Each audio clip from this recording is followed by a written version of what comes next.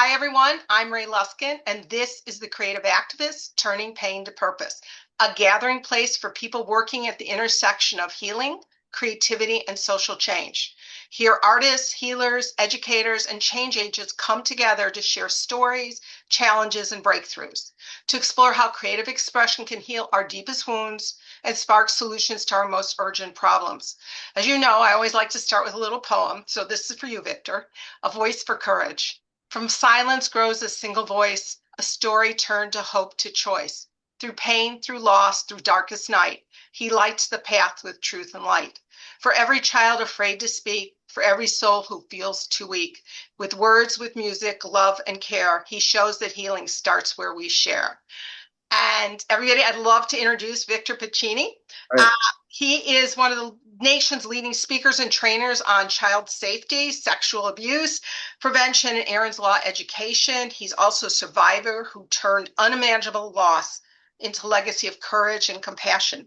Through his company, Childhood Victories, Victor and his team have traveled across the country in person, online, have talked to 1 million people, delivering engaging, age-appropriate presentations that help children stay safe from unsafe touch and learn to speak up. And he actually did one in my granddaughter's room a number of years ago. And so it was like, oh, I know this man. I trust him. It's wonderful. So he's also an author. He has 2 books, with Winning Within, There's Only One You, Be Seen and Heard, and Your Voice, My Dreams. He is also a great musician. He's recorded 2 CDs that blend inspiration and healing. His philosophy is there are lessons in every setback. The key is where we put our focus. I choose to create out of my pain.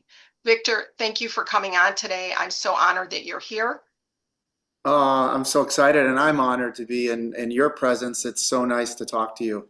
Thank you. We've known each other for quite a number of years, so we've Yes, done some yes, interviews, but it's been about 10 years since we reconnected.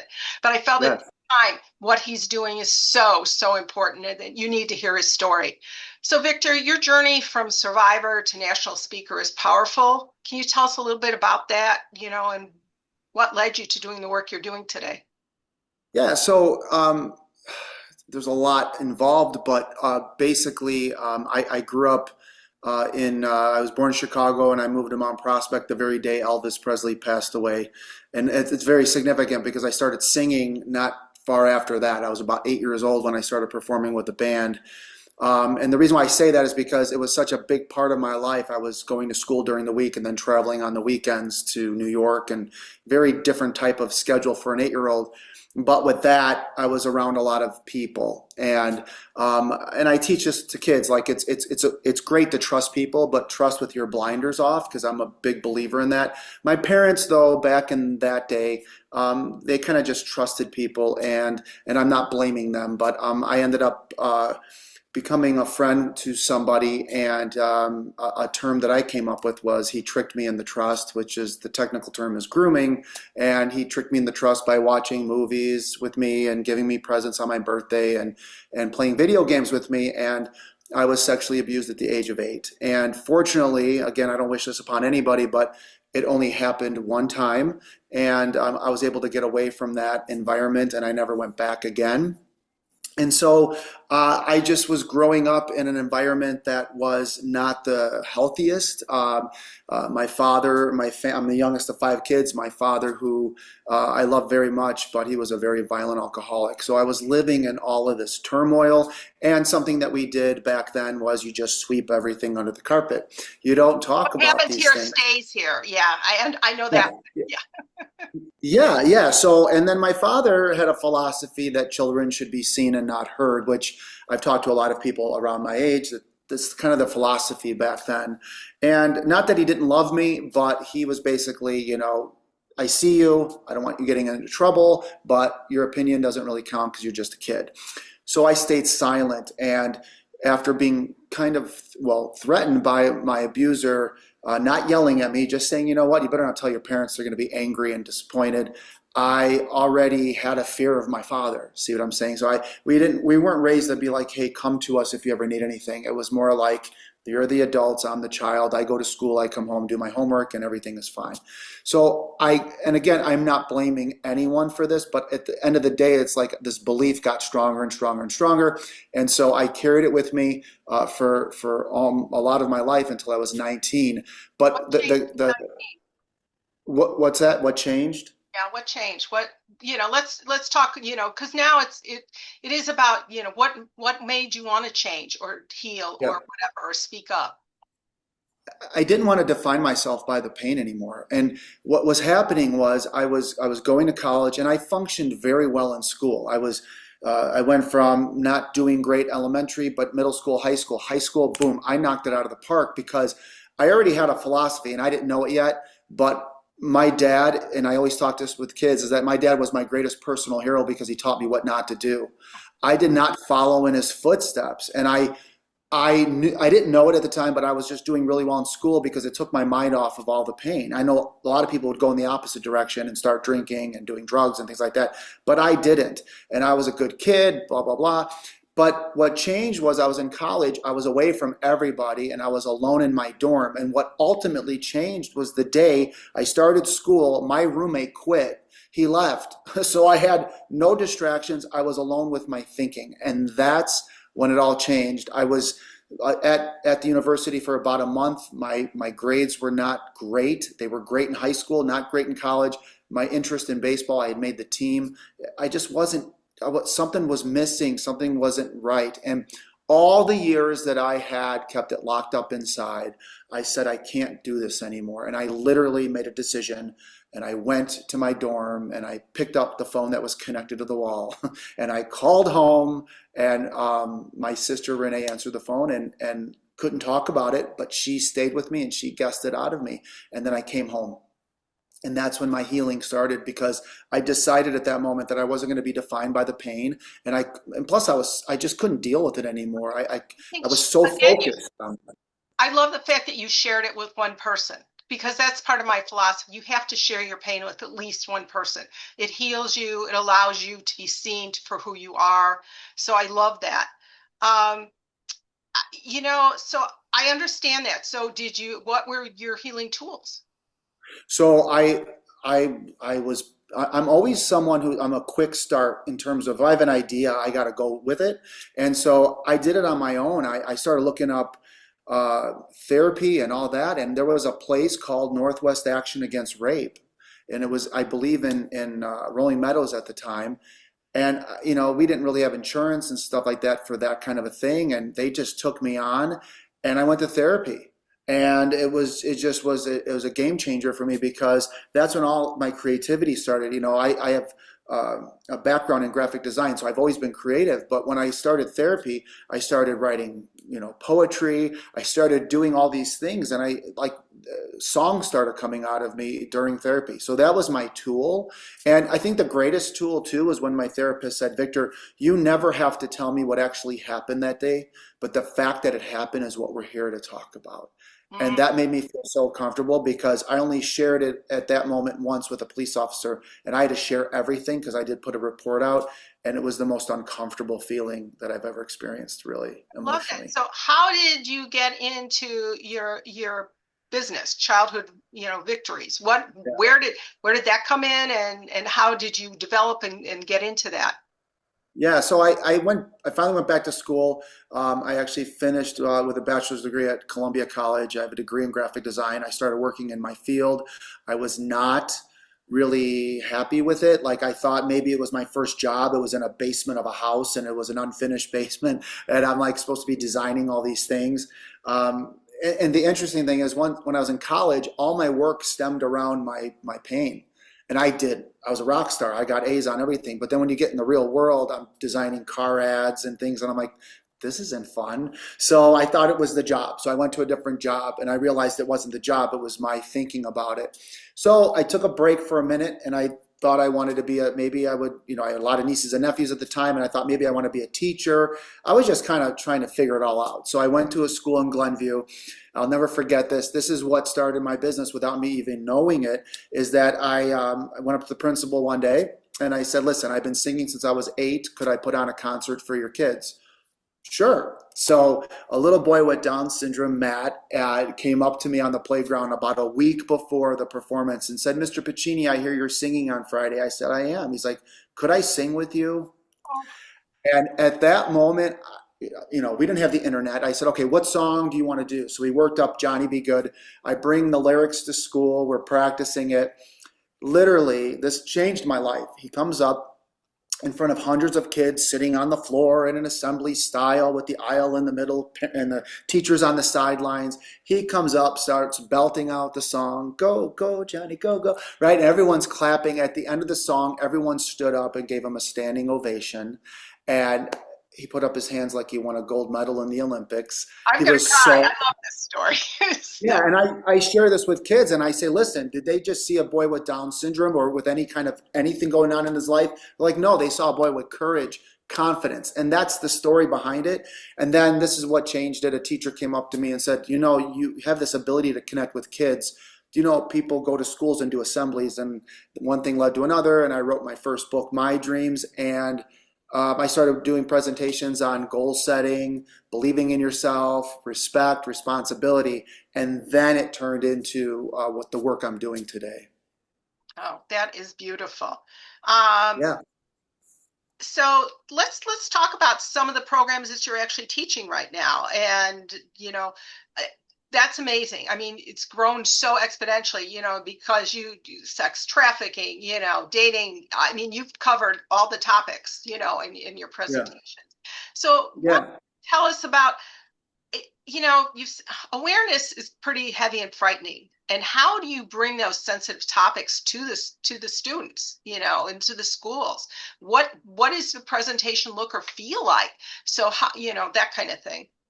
yeah. So I knew when Aaron's Law was passed in 2013 in Illinois, now it's in 37, 38 states. I When I made a decision to put a curriculum together, I knew I was going to use all my abilities and capabilities that I've done in the past. Like music is universal. Music can relax people. Music gets people into a nice state. And I said, okay, well, I'm going to write music songs to incorporate these messages. So I did. And then everything else kind of came from that. And what makes it so successful, a couple of things, is we're very appropriate with the ages that we talk to. Obviously, we don't use terms like sexual abuse with a kindergartner. We start that later. We do programs all the way up to high school. And another reason why it's so successful is because we're a survivor-led organization. Beginning in third grade, we actually share our stories, but it's done in a very, very respectful way. And the goal for all of this is for kids, not only if they're connecting, which makes it sad on one hand, but to make them feel comfortable that they can go talk to somebody. There's a lot of things out there that when kids are talked to about this, they close off. And the program that I created allows them to open up. And again, it doesn't have to be abuse. It could be anything that they're keeping, as we call, an I mean, unsafe it could secret. be bullying, it could be all of that, whatever they're feeling in the school 100%. situation. Yeah. Yeah. Okay. Yep. So can you just dive a little deeper into, give us an example, well, I'd love to hear you sing. That would be cool too. Yeah, yeah. So, oh, did you say sing? No, no.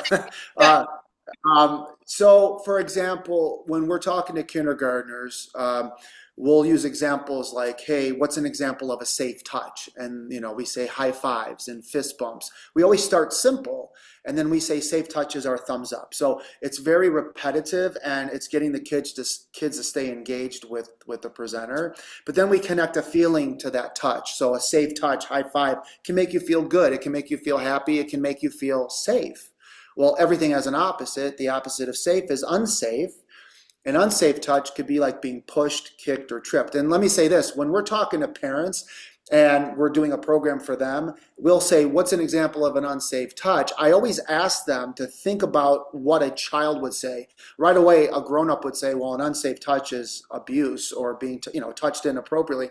Kids that are never experienced that are never going to say that. They're going to say, fire is an unsafe touch or scissors is an unsafe touch. So you have to put it all in the right perspective, and that's what's great. And then we build from there. And there's a book that I wrote for my program. I have it right here. It's called Be Seen and Heard, and it's really the foundation for the program. And it talks about how their actual names are little boy and little girl, how they were keeping an unsafe secret for a long time until one day they had the courage to finally go talk about it. And it just walks them through this process. So it's really getting them to understand safe touch, unsafe touch.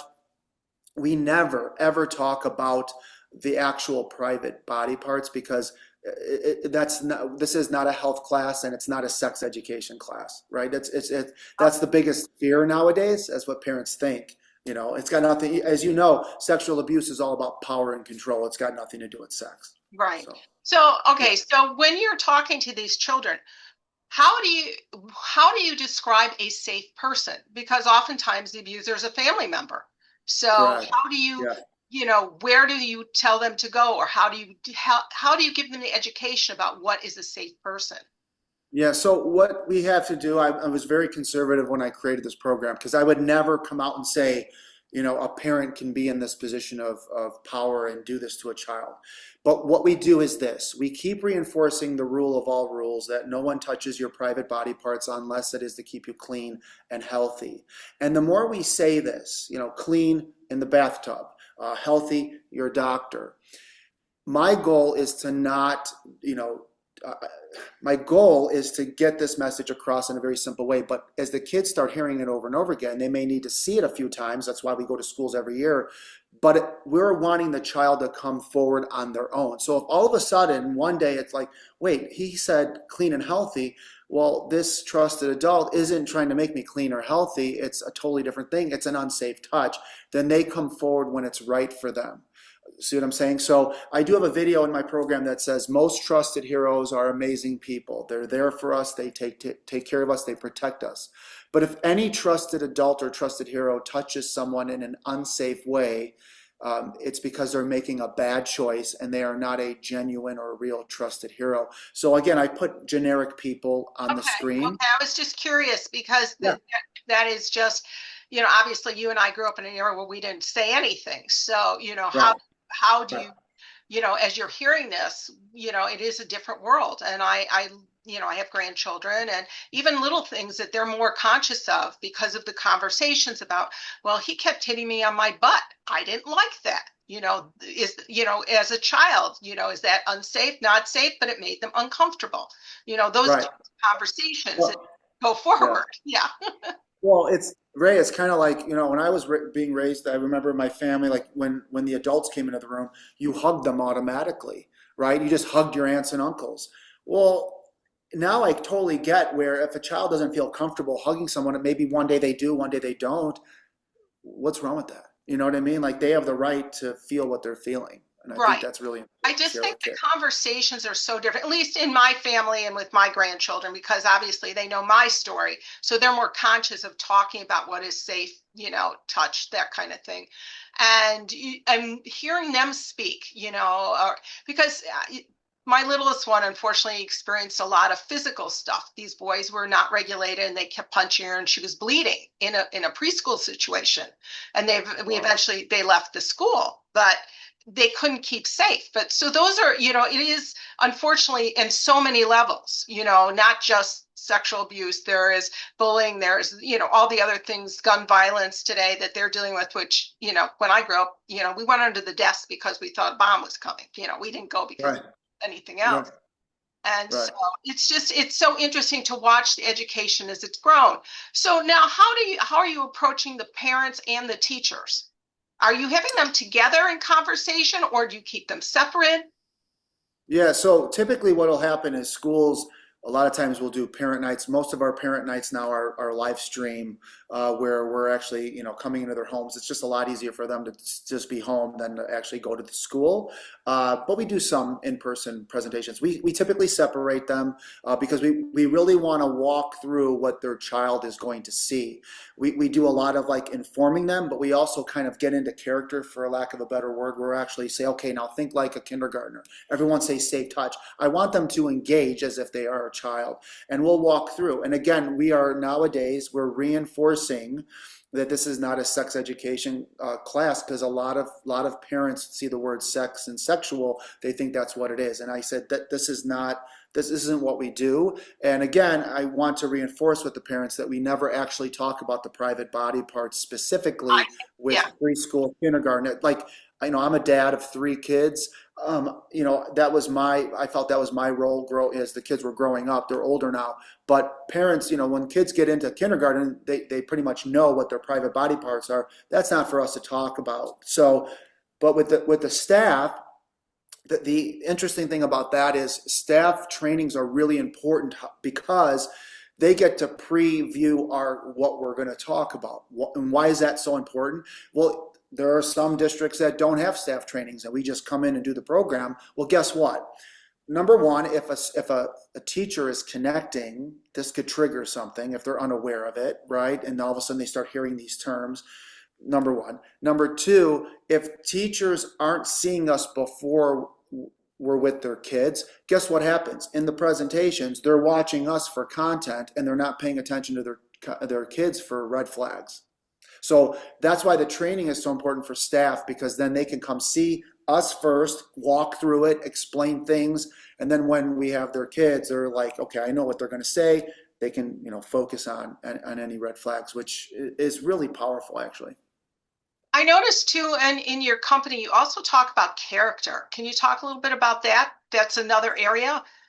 Yeah, that's something I created a program years ago called the Kindness Challenge, and it's something that I came up with because I think it's important that kids, we teach respect, we teach responsibility, and we reinforce the fact that these are not just words hanging up on a wall at school. Be respectful, be responsible. That these are actions, and I think it's really important to teach children to not only respect their friends at school, the teachers, their parents, the building that they're in, by picking up trash or whatever the case is. But it all comes back to respect yourself first, right? Care for yourself. And I spend so much time, and I'm 53 years old at this moment. I'm still at this moment just breaking through some of these self-worth concepts that I was having issues with when I was a kid. And I love presenting because it's therapeutic for me, because I'm actually doing the programs for me. Like if I'm at a school and I'm looking out in the audience, I see me when I was 8, 9, 10, 11, and I'm like, oh my gosh, I could have really loved to hear this when I was a kid. Right, So right.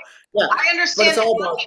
It character. sort of takes over, and it's, that when we have those thoughts, it's so much about our self-esteem and our self-care, which we are told to be last oftentimes as parents, oh, take care of everybody else. You got to take care of work. You got to take care of this.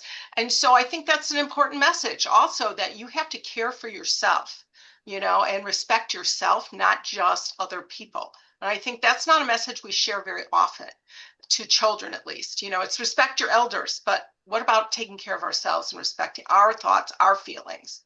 Yeah. Right.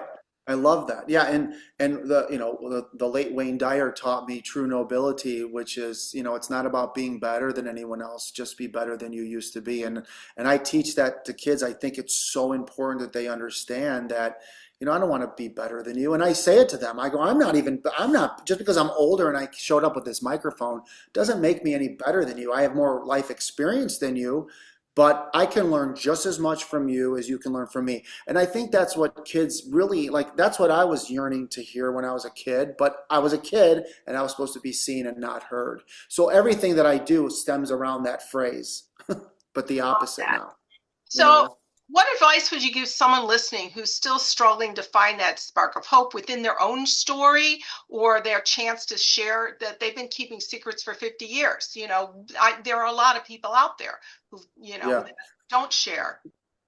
You know, I'm still a work in progress. One of my presenters, Deanna Hines, and myself, we have this concept called healing every day.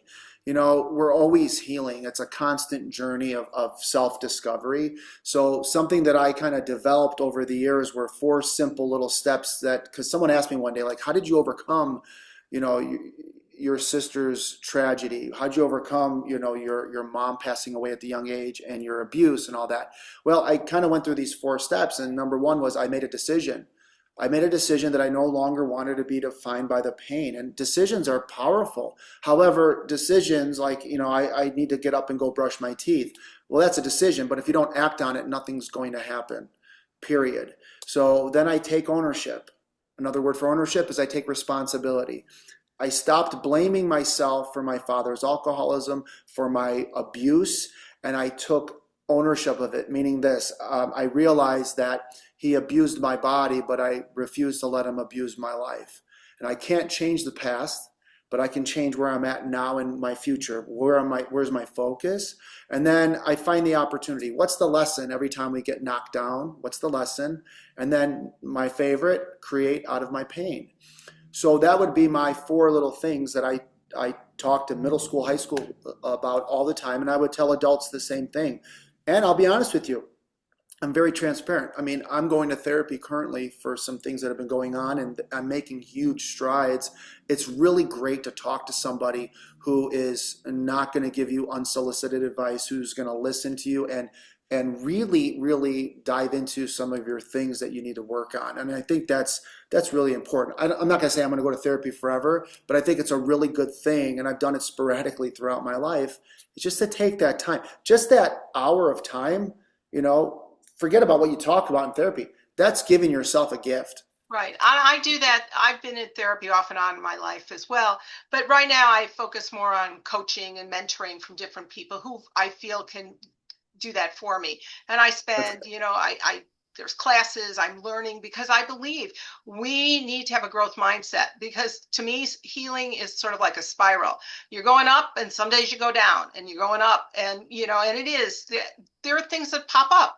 So I know for me, I'm working on my body issues because of what happened. And I made decisions when I was a kid. Oh, I will put on a wall of fat, keep all the men away.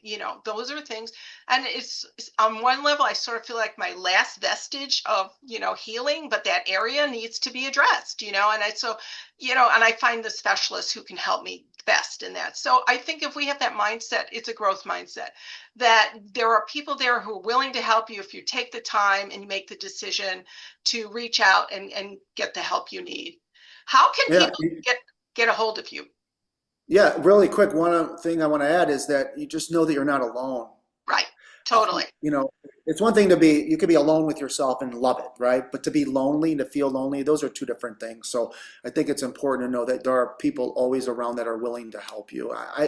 You I have to think be that's so willing to important. ask. You have to make the Yeah, decision and the choice, like you said, that I am, yeah, I had my own moment where it's like I was going to kill myself or choose to heal, and I said, nope, I'm going to heal, and I will do everything in my power to make that happen. And I started, my experimenting in all these other modalities beside traditional talk therapy. And that worked for a time, but I needed other things. And you have to right. be willing to have that courage to just step out of your comfort zone.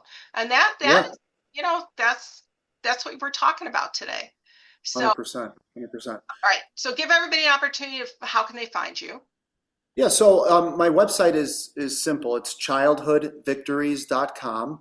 And on that site, you're going to find a lot of information about how we take very difficult conversations that, teachers, social workers, schools don't want to have with their students. And we make it very easy for kids to understand and to learn from and to ask a lot of questions. So that's childhoodvictories.com. And then my phone number is 888 667 2370. We have a variety of presenters that work in my organization, and we travel all over the country. We do in-person presentations. We do live streaming into classrooms, and we also have online curriculum where schools will license them from us and show videos throughout the school year. And there's a lot of follow-ups and a lot of curriculum attached to it. So it's very exciting. Thank you, Victor, for your honesty, your artistry, and your deep commitment to keeping children safe and helping families heal.